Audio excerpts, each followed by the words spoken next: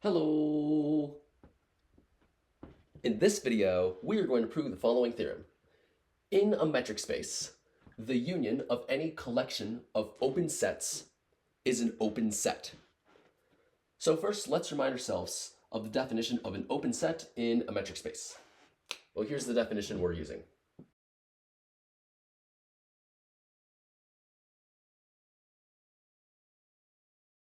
We're given a metric space, x comma d. Well, let G be a subset of X. We say that G is an open set if, for every X in G, there exists an R greater than 0 such that the open ball centered at X with radius R is a subset of G. Right? Let's remind ourselves, the open ball centered at X with radius R is the set of all points Y such that the distance between X and Y is less than R. Right, that's what the open ball centered at X with radius R is in our metric space. We're not going to need to know what it is exactly. We're not going to need to know its we're not going to refer to its definition directly in the proof though, so I'm going to erase that.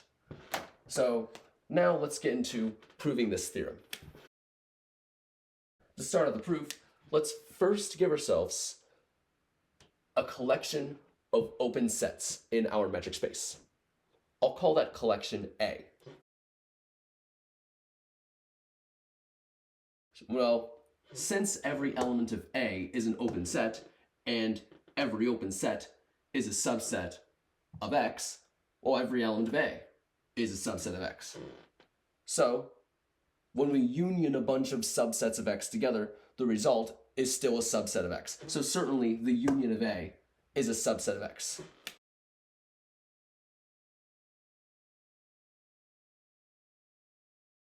And that's important because that tells us the union of A satisfies this condition.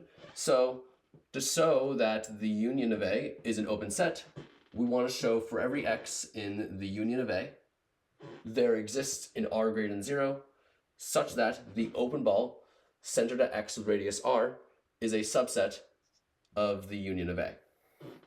Right, so to prove the statement, let's give ourselves an arbitrary element X in the union of A.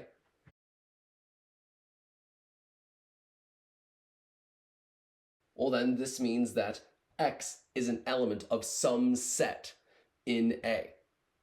Right? So there exists a set G in A such that X is an element of G.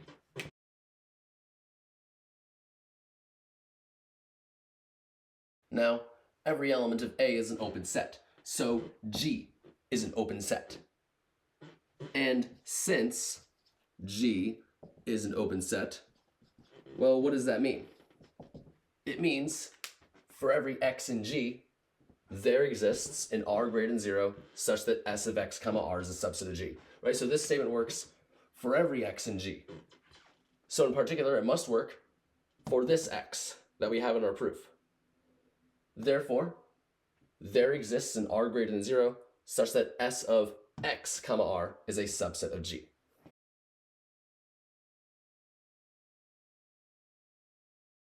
Now, since G is an element of A, well, G must be a subset of the union of A, because the union of A is the union of every element in A. So as you can imagine, the union of A is G unioned with all of the other elements of A, right? So G is going to be a subset of the union of A, clearly.